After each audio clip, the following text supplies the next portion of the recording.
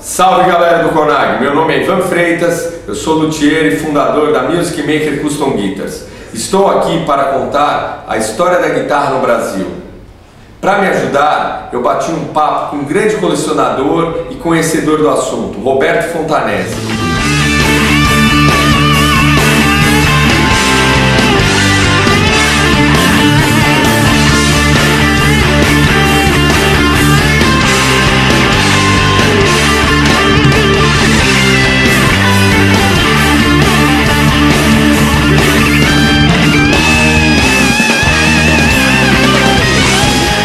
Roberto, vamos lá. Como foi a primeira guitarra? O que você conhece em catálogo de primeira guitarra considerada guitarra no Brasil? Então, Ivan, existe muita controvérsia sobre isso, você tem conhecimento.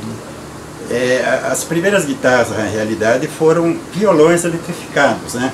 Que eram nomes chamados na época. Isso, então as big bands americanas. Que foi isso, mais ou menos? Isso aqui na década de 30, 40, exatamente. 40, nossa. Aí na década de 50, no Brasil, as grandes orquestras, o big band já tinham. Utilizavam violões elétricos. Violões elétricos. Importados com certeza. Alguns trouxeram, né? Agora, tem registros de que na década de 40, o Dodô, pai do Armandinho, né? Do trio elétrico, já fazia experiências assim para eletrificar, que ele queria levar o som dele para a rua, né? E aí que surgiu o trio elétrico. Então tem até fotografia chamado pau elétrico, literalmente um pedaço de pau. Ele colocou um captador desses que já estava se usando para eletrificar o violão, para fazer uma guitarra sólida. E ele teve sucesso. Aqui em São Paulo não se tinha conhecimento. Essa história, dizem que até o Léo Fender, na década de 50, veio ver Jacarandá, que era uma madeira assim. Verdade. Parece que buscou essa ideia da guitarra totalmente sólida, que não dava feedback, que eles punham no carro, para sair andando num carro, né? Verdade. E dizem essa história, né? Que foi tipo, que nem o Santos Dumont, né? Na verdade, quem criou pode ter sido aqui, mas não é o que dizem que o pai da guitarra é o Léo Fender. A história não é, né? Isso é interessante. É verdade. Agora, a tal história, como eu falei, há muitas controvérsias. Então, a confirmação, efetivamente, é difícil, né? Ninguém sabe, né? Não se sabe. Então, essa história que a gente tem por aqui. Agora, aqui em São Paulo, já tinha o seu Vitório Quintilho, todos conhecem, que já vinha fazendo experimentos. Que é considerado o primeiro luthier, né? Praticamente o primeiro luthier e considerado quem montou a primeira guitarra sólida elétrica no Brasil. Tá? Então, o registro mais conhecido e vamos dizer assim, maior credibilidade são esses dois, do Dodô o pau elétrico e do Vitório que executou de maneira profissional para entrar numa loja, exatamente, né? E aí ele já começou a montar uma coisa, exatamente, uma coisa comercial. Então foi assim que se iniciou. Agora, a nível empresarial, quem começou foi a Giannini e a Del Vecchio, aqui no Brasil. A Giannini já tinha uma experiência muito grande, dominava o mercado, lógico. Assim. Então ela começou... O mercado de violões, instrumentos de corda. Instrumentos de corda. Já tinha maior estrutura, né? Exatamente, ela estava mais preparada para, digamos... Em busca do novo, né? Guitarra elétrica era novidade, né? Também no início da década de 60, nós tivemos o fabricante de violões Al Rei dos Violões, que se iniciou em 1954, estabelecido no Brasil, dois irmãos portugueses. Faziam instrumentos até de qualidade na época. E, pasme, também fizeram guitarras. Eu já vi algumas. Guitarras modelo Rei. Tonante. Ainda não era tonante. Era Rei. Era Rei. Ao Rei dos Violões, violões Rei, vinha a plaquinha. Então eu tenho guitarra sólida e guitarra com o corpo modelo Les Paul, corpo oco, também Rei. Madeiras excelentes, acabamento fantástico.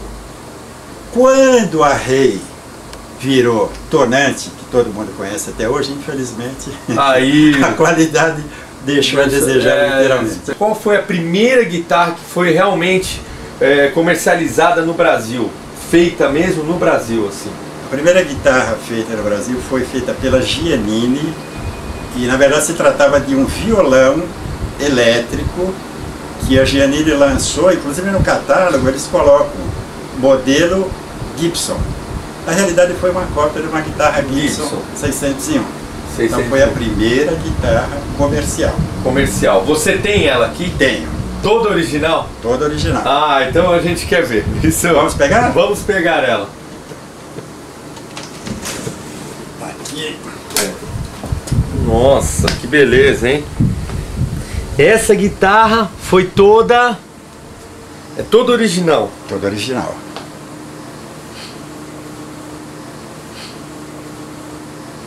Os captadores foi pelo primeiro luthier, que é o Vitório, né? Exatamente. Que eu tenho conhecimento. Eu não cheguei a conhecer ele, mas ele foi o primeiro também a prestar serviço, ser um guitar repair. Tinham muitos, depois que ele saiu da Giannini, ele consertava mais instrumento do que fabricava. Na verdade, ele trabalhou durante 25 anos na Del Vecchio. Na Del Vecchio. Seu Vitório. Durante 25 Olha anos só. na Del Vecchio. Então ele foi o primeiro luthier mesmo, completo. Inclusive, se você observar, todas as guitarras, nós vamos chegar nisso ainda, da época, usavam captadores do seu Vitório. Conhecido do seu Vitório. Ele enrolava na mão, Enrolava na maquininha mão, de sem dúvida costura nenhuma. adaptada, aquelas histórias. Pô, parabéns, Roberto, essa guitarra é excelente. Então essa daí é a primeira guitarra, violão elétrico, que não é ainda considerado guitarra o nome, mas já é uma guitarra. Mas assim, a precursora, a precursora. Os primeiros passos. A primeira sólida, solid guitar, que foi quem que lançou, como foi feita, qual que foi o esquema dela? Então, a primeira comercial também foi comercial. a Giannini. Tá? Também foi a Giannini que lançou. E a guitarra modelo Ritmo. Na verdade, o que acontece? Os primeiros conjuntos, na época se chamava conjunto, que hoje é conjunto, banda, né? hoje Então, é grupo, aí conjunto foi pra grupo e virou banda. Exatamente, banda na época era banda de coreto. O cara era banda, né? Isso era banda. Então, os primeiros conjuntos não tinham instrumentos e procuravam. Logicamente foram atrás das empresas que produziam instrumentos, no caso a Giannini, violões, etc. Foi o caso da Del Vecchio também. Os Incríveis, né? Os Incríveis. Pode-se dizer que foram os primeiros endorsers da Giannini, porque se você pegar aí discos antigos, você vai ver que os instrumentos lá são 100% Giannini. Inclusive, é possível se identificar até guitarra ritmo em alguns LPs dos Incríveis. Aí depois veio a Ritmo 1, Ritmo 1, depois veio a Ritmo 2. Você tem alguma dessa aqui? Eu tenho uma Ritmo 1, mas está para restauro. A gente pode pegar para mostrar. Agora a gente vai conhecer a guitarra Ritmo. Primeira guitarra totalmente elétrica conhecida no Brasil. Embora nós falamos que já se tratava de uma guitarra sólida, vocês observam que na verdade ela ainda não era 100% sólida. Mas já não era um instrumento acústico. Já não era. Não pode-se dizer que era uma guitarra tipo sólida. Era uma guitarra construída com contorno de madeira e chapada na frente e atrás. Atrás, inclusive, uma tampa. Aí fechavam com a tampa. Isso. E aí tinha um acesso a 100% na parte elétrica, né? Os luthiers de hoje adoram isso. Nossa, isso é bom demais. Esse é um instrumento que está para restauro ainda, ele está totalmente desfigurado. Mas é interessante observar aqui o primeiro modelo de headstock, que os instrumentos da Giannini. Isso é original. Esse totalmente original. Inclusive as tarraxas, né? Tarraxas, a plaquinha ainda em latão. Em latão. Plaquinha em latão. Que é a plaquinha lira, que a gente chama, né? Essa é a primeira, isso deu início a tudo. Essa já é a Ritmo 1. Então teve a anterior a essa, que foi a Ritmo, modelo muito semelhante, construída nos mesmos moldes. Tá? Depois disso, já veio a Ritmo 2, aí sim, corpo sólido.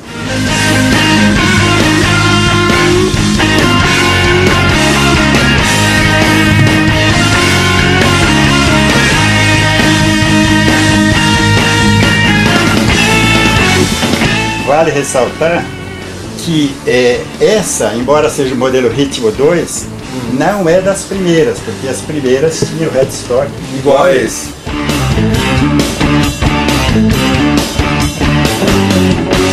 Bom, a gente conheceu a primeira guitarra, violão elétrico, a primeira guitarra sólida, mas isso tudo não é só a Giannini, é só uma história. E quem mais nesse início estava com a Giannini? A Del Vecchio, né? Perfeitamente, junto com a Giannini, que também era um tradicional fabricante de violões, né? De corda, compactos, etc, etc. A Del Vecchio, estabelecida na Rua Aurora, na época e até hoje. Até hoje. Então, a Del Vecchio também, pode-se dizer, em paralelo com a Giannini, começou a produção de instrumentos acústicos, eletrificados e depois sólidos. E tinha o seu Vittorio trabalhando para eles. O seu Vittorio trabalhou com eles. Mas sólida da Del Vecchio foram feitas poucas guitarras, né? Sólida mesmo, era mais tipo acústica, né? Sim, tem um modelo sólido, pode-se dizer que é um dos primeiros, que é o modelo Twist. Uma guitarra chamada Del Vecchio Twist, muito bonita.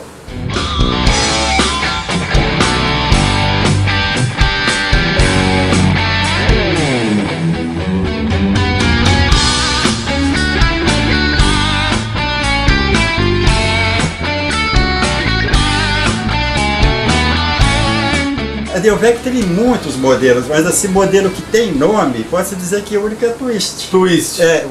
Eu tenho muitos modelos de Del Vecchio e conheço uma infinidade, mas modelos variados do Twist e outros modelos, mas não tem nome. Vamos dizer assim que a primeira empresa que trabalhava com o sistema por encomenda era a Del Vecchio. Porque eles tinham uma loja própria, como eu falei, até hoje na Rua Aurora, e a fábrica também era lá. E o dono, ele estava lá. Então, se eu chegava lá, queria um instrumento com o braço assim, o headstock assado, ele aceitava a encomenda. Ele tinha aquele modelo, mas eu falava, não, mas eu quero que muda isso. Ele fazia. Mudava, o braço mais fino, então a Del Vecchio é considerada a primeira custom brasileira disparada. Sem dúvida porque nenhuma. Ele vendia, onde ele fabricava, ele vendia. E por esse motivo também vinha as orders, né, que eram os specs do cliente. Por exemplo, pedia um braço, eu quero um braço assim, o corpo assim, exatamente. Eu quero um captador não sei o que, e começou assim. Com 2 captadores, com alavanca. Então, na verdade, a Del Vecchio é a primeira custom no Brasil. E até por isso que hoje nós encontramos assim modelos, uma variedade muito grande. Eu já peguei umas lá que... Nossa! Aí você pensa, agora eu conheço tudo, amanhã você conhece um outro tipo de guitarra, então, parecidíssimo com aquele. Com essa já não pode ser assim, na história, catalogada e comercializada, né? Porque é difícil, né? Não tem um padrão, né? Não é industrial, né? E outro detalhe é que eu tenho notícia, acho que foi a primeira situação de venda para montagem em casa. Que a Del Vecchio vendia o kit de guitarra e contrabaixo para você montar em casa. Então imagina, um garoto na época, eu tinha dinheiro suficiente para comprar um instrumento pronto. E era a Del Vecchio que comprava as peças para montar em casa. Nossa, fantástico. Fantástico. O kit. Inclusive o nosso primeiro contrabaixista, o seu primeiro contrabaixo foi desse. O modelo Hofner, porém, igual ao do Paul, porém sólido. Então, montagem kit, comprou o kit e montou em casa. Nossa! Acho que a Del Vecchio já estava numa fase mais próxima à Sonic da Giannini, já um pouquinho depois da série das Ritmos. E esse modelo foi o grande de verdade, né? Esse realmente é a guitarra sólida primeira do Brasil. Que é a guitarra, essa sim aparece na capa de N LPs da época, com os Incríveis e outras bandas também. Mas a Sonic foi o grande marco da história da guitarra no Brasil, vamos dizer assim. Posso dizer que sim, a nível de quantidade, justamente por isso que até hoje a gente encontra. E até de qualidade, eu gostava era set neck, então justamente isso daí. Ela tem um trabalho atrás, assim, um diagonal, fixando o braço ao corpo, né? Então isso é bem interessante. O que veio mais importante, assim, de fábricas que apareceram no mercado, assim? A Snake, por exemplo? Olha, nós tivemos depois da Giannini, Del Vecchio, a Di Giorgio, que também era um fabricante de violões tradicionalíssimo. Também se aventurou, mas nós temos conhecimento que ela fez no máximo 2 modelos de guitarras, que é a mosca branca da mosca branca, se encontrar uma dessas. Como é o nome desse modelo? Um deles é o modelo sonorâmico. Sonorâmico.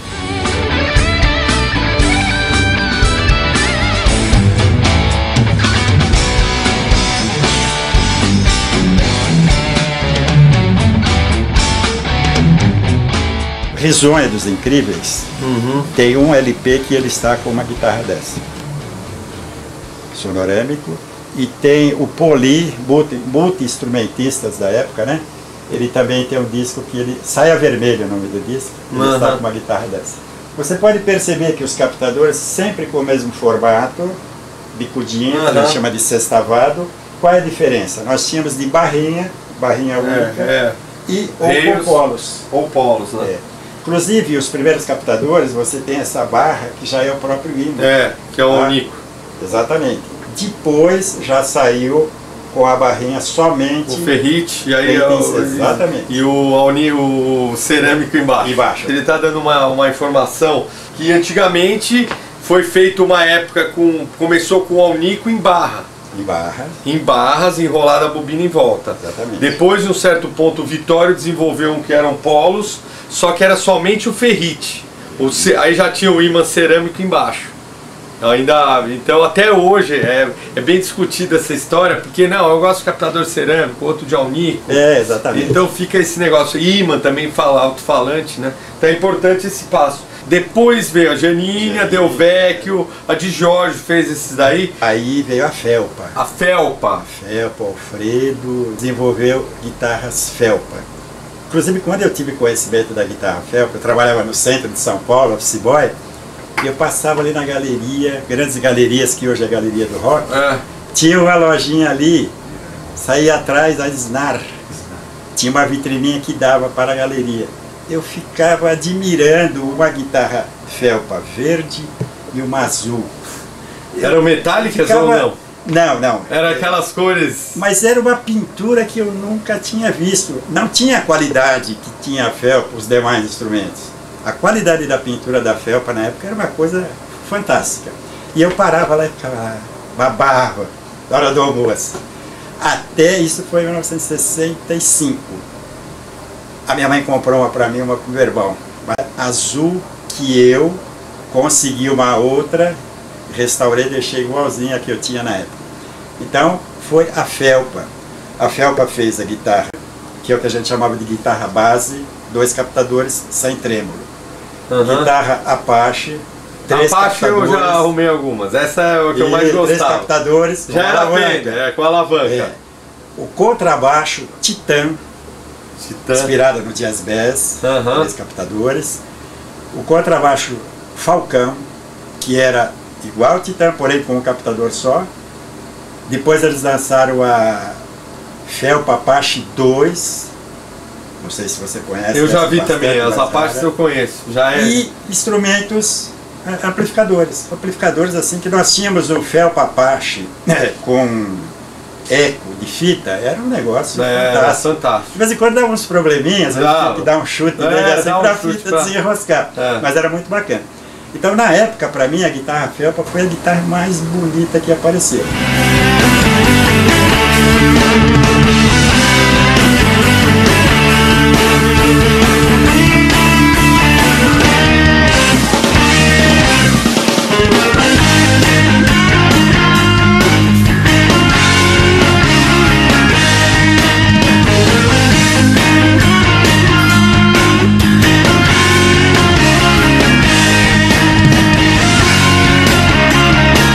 Nessa época que nós estamos falando da Felpa, a Giannini já tinha lançado a Supersonic, que aí foi o projeto do Sossego, que foi chamado lá e desenvolveu a Supersonic. Essa foi a guitarra top na época da Giannini e eu diria até hoje um instrumento difícil de ser superado. Assim. Então a Supersonic, ela já veio com o braço parafusado, uma qualidade muito boa. Então a primeira construção braço parafusado foi comercialmente foi a Supersonic da Giannini. Entre esse meio tempo, 64, 65, também surgiu a Snake. A Snake em São Caetano do Sul, o Alaor. O Alaor, né? Ele era componente de uma banda chamada Snake, né? E ele tocava contrabaixo e ele começou a desenvolver instrumentos. E acabou montando uma empresa que foi a Snake. Inclusive a minha primeira Snake em 1967, eu encomendei diretamente lá na Rua Piauí. Você foi na Rua Piauí e pediu. que modelo? Uma Snake semiacústica. Semiacústica. Era base com alavanca. Com alavanca com trêmulo. E uma cor roxa. Mas o modelo dela? Modelo da 335. 335. Mas já era um modelo assim que a Snake... Então, ele já conseguiu naquela época ter uma guitarra custom. Encomendar uma guitarra custom.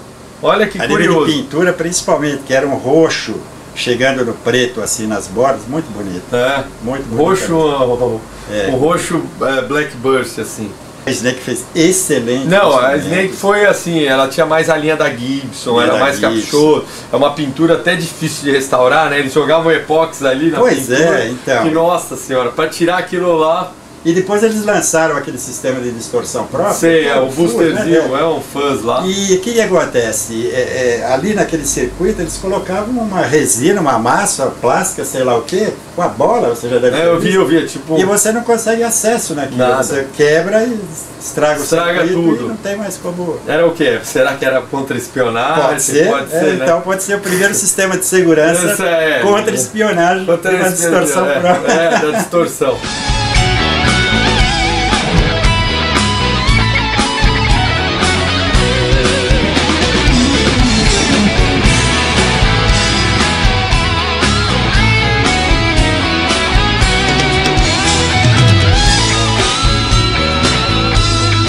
Depois da Snake... Aí nós temos, antes disso, nós tivemos também já na década, lá no comecinho, em 1957, o seu Romeo.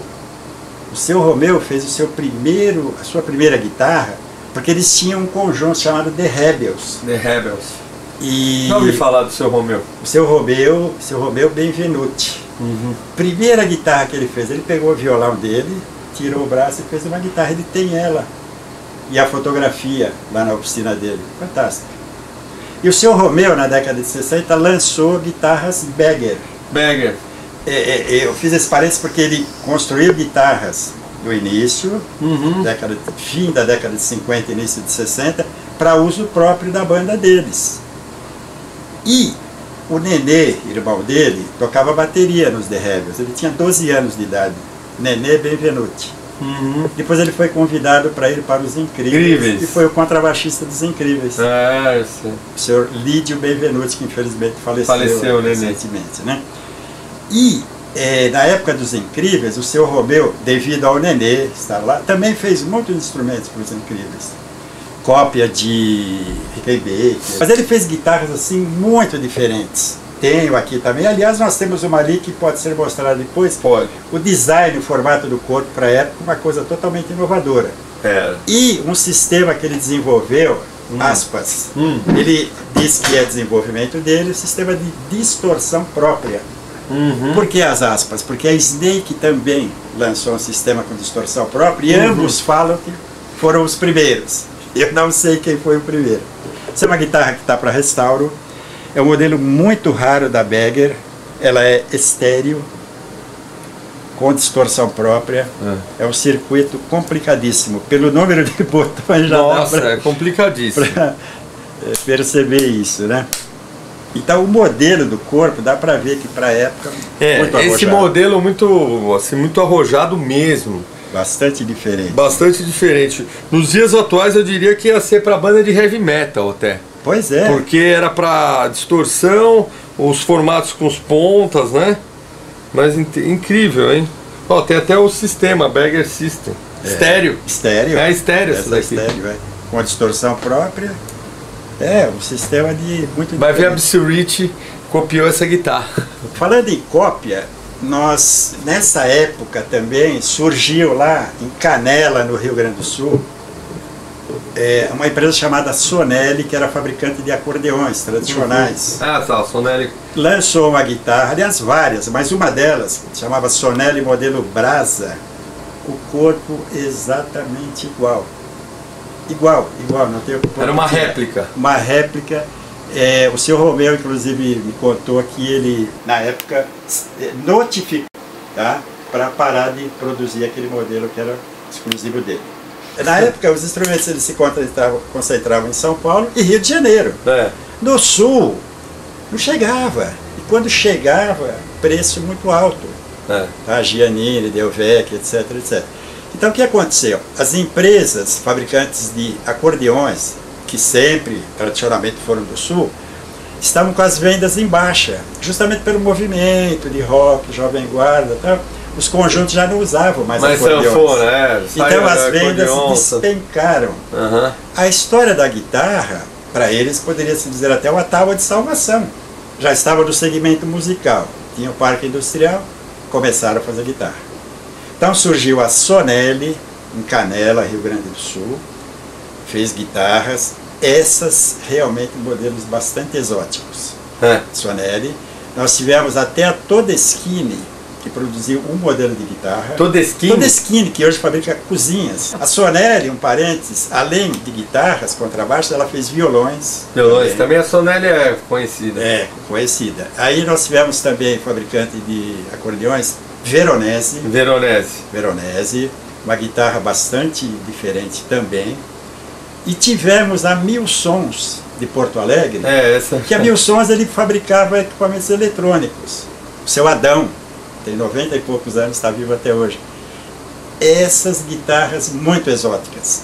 Mil Sons, tá, fabricado em Porto Alegre. Tudo isso justamente para suprir o mercado. Inclusive a Mil Sons fez amplificadores, cópia de True Reverb, Tremendão, tudo para abastecer o mercado local. O mercado do sul do país. Do sul do país. Que era bem carente, né? Na bastante verdade, carente. Não tinha nada. Também a cultura musical era outra, né? Era outra, mas justamente que a febre do rock de conjuntos era muito grande. Explodiu para todos os lados. Então, como todo jovem no país todo, eles também queriam montar conjuntos.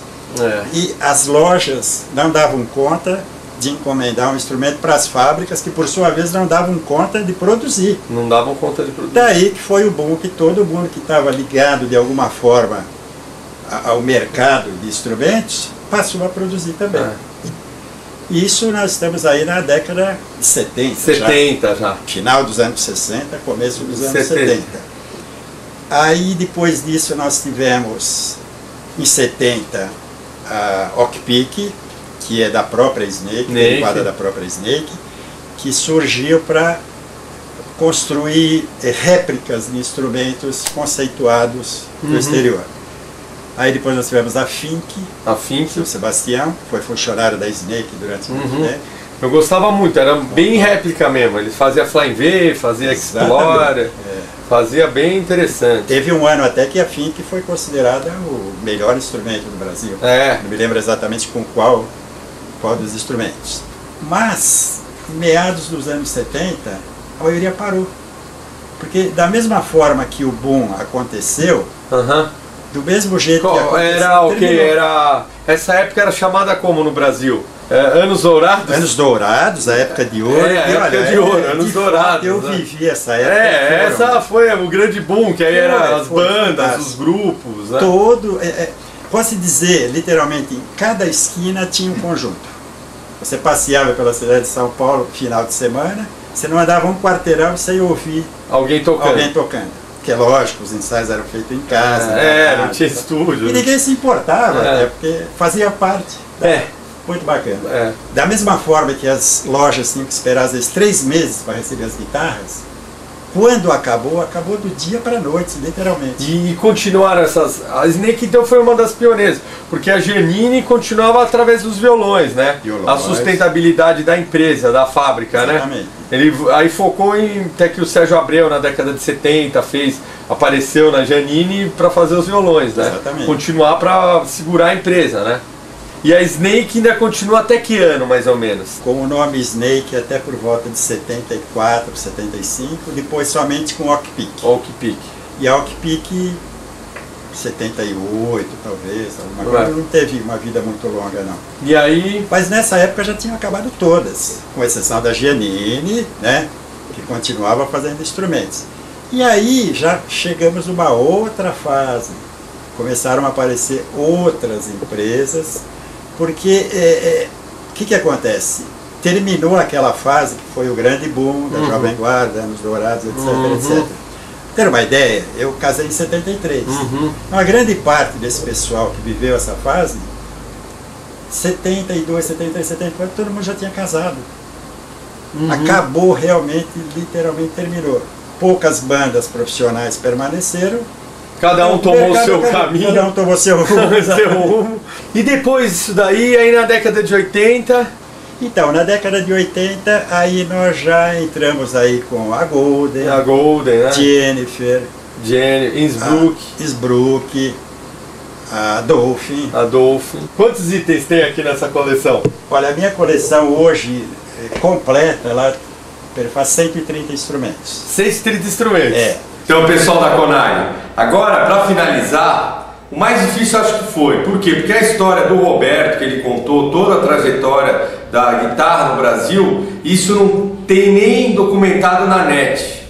Agora, daqui para frente, através da internet, vocês podem descobrir, mas eu vou dar um breve resumo para a gente finalizar. Então, tinha a Golden, vinha a Eagle na década de 80, e nessa época apareceu o luthier Tajima, que posteriormente fizeram até hoje, acho que a maior fábrica de guitarra no Brasil atualmente é da Tajima.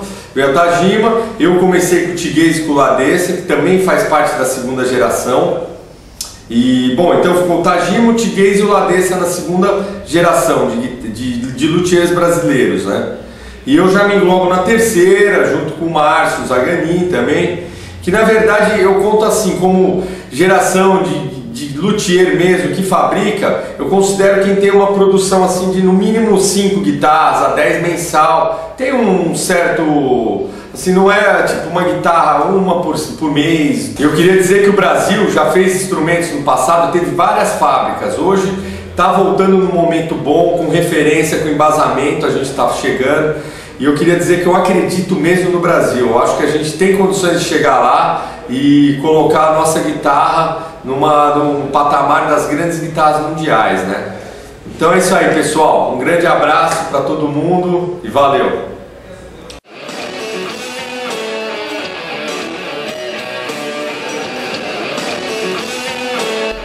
Vai ter um Rock in Rio, eu vou tocar em 3 shows no festival.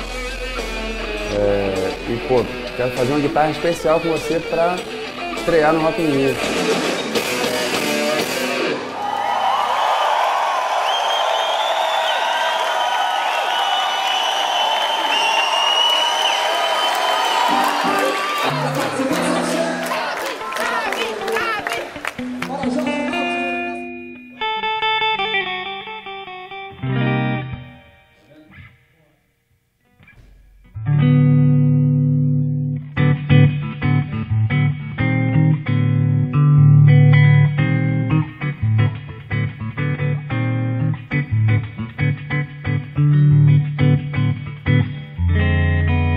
A gente é uma custom shop, a gente faz guitarras custom, que para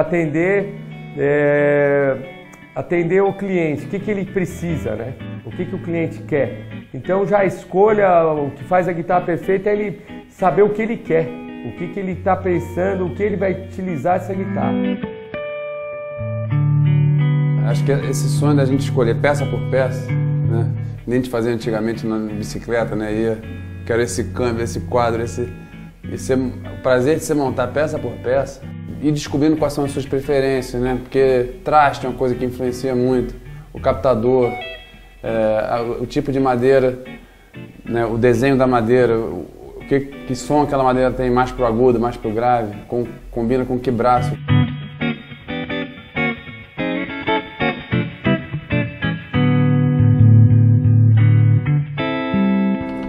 Aqui é a sala do ouro, onde eu guardo as madeiras. Isso aqui são tudo maple, essas brancas, né? Ele geralmente é do Canadá, dos Estados Unidos, né? De áreas frias, que a madeira fica bem branca, né? Tem madeiras brasileiras que é mais difícil conseguir arrumar uma rádica dessa do que um quilted maple, que é mais usada nas guitarras, né? Após a escolha do blank, vamos chegar na medida da espessura desejada, né, que é o padrão, que é 45. Aqui no caso está 46, então a gente vai passar algumas vezes até chegar na medida ideal, né? Aqui eu vou fazer o primeiro corte, que seria o bruto, para aí sim ir para a copiadora para refazer o shape certo, né?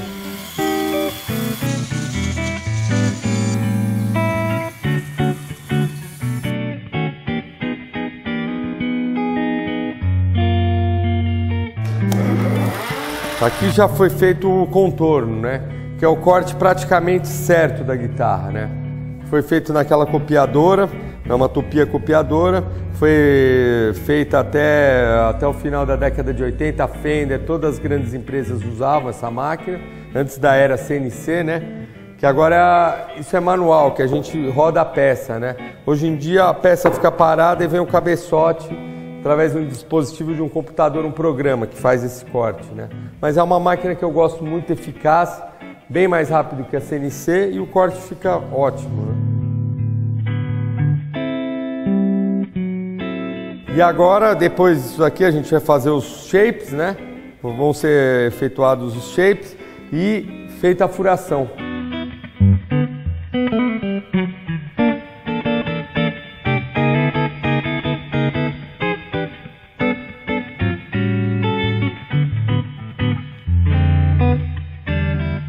Aqui foram feitas as cavidades, que é onde vai ser o quê? Vai ser acoplado toda a parte elétrica, os captadores, hardware, que é a parte funcional da guitarra, né? Agora a gente vai escolher a principal parte da guitarra, que é o braço. Que a madeira tem que estar super seca para não mexer, que vai a tocabilidade, a afinação, é tudo na guitarra. Então esse a gente já escolheu uma madeira, essa aqui é um maple canadense Bird's Eye. E a gente vai fazer de maple. Essa madeira está super estável, super seca.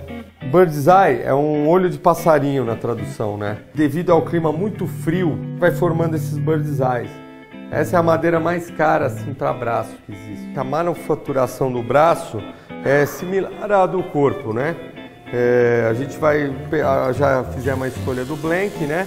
E agora vamos chegar na espessura desejada, né?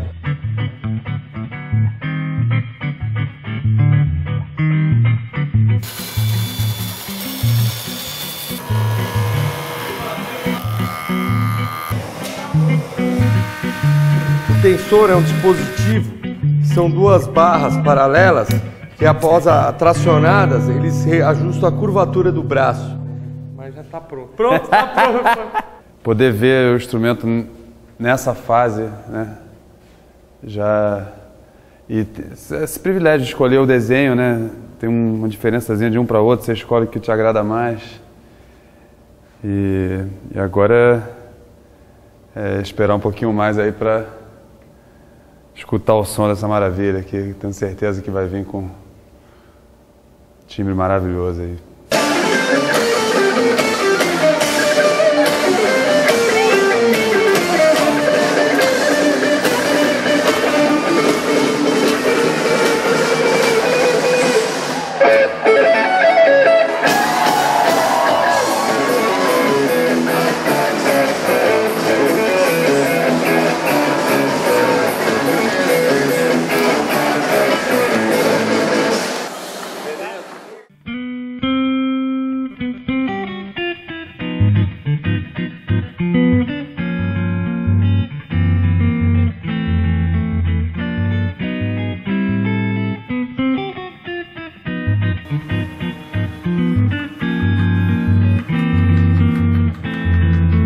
Após a colagem da escala, foram colocadas as marcações, os traços, né? Já fizemos o shape, todos os shapes, já todos os contornos prontos. Agora a gente vai para o finish, para ir mandar para a pintura e para finalizar a montagem, né? Então agora a gente vai pintar o fundo. Eu vou aplicar o fundo poliéster, que na verdade é o fundo que vai cobrir a madeira para ela não ficar com veia, ficar bem lisa, né? Ficar legal, né? Aqui foi dado a base, agora eu já estou na lixada do fundo poliéster. Ele é o único fundo que consegue isolar a madeira para nunca aparecer o reflexo do veio, a marca do veio com os anos, né? Agora o processo já está pronto, agora bora lá pintar? Agora vem a cor. A cor eu vou aplicar com verniz PU. Essa cor que o Davi escolheu é um branco transparente, né? Que é uma fase dele da vida que ele teve filhos, né? Nasceu Alice, então ele quer paz, assim. No começo eu pintei para muito luthier, né? Eu comecei, na verdade, eu tinha uma fascinação por pintura, por mistura de cor, por pigmentação, que eu gostava muito, ainda gosto, né? Eu pinto algumas guitarras especiais, mas geralmente a cor quem prepara sou eu. Eu só às vezes não aplico. Mas sempre tive habilidade manual desde criança, assim. Sempre eu era muito bom em artes, em matemática, né? E também em artes gráficas.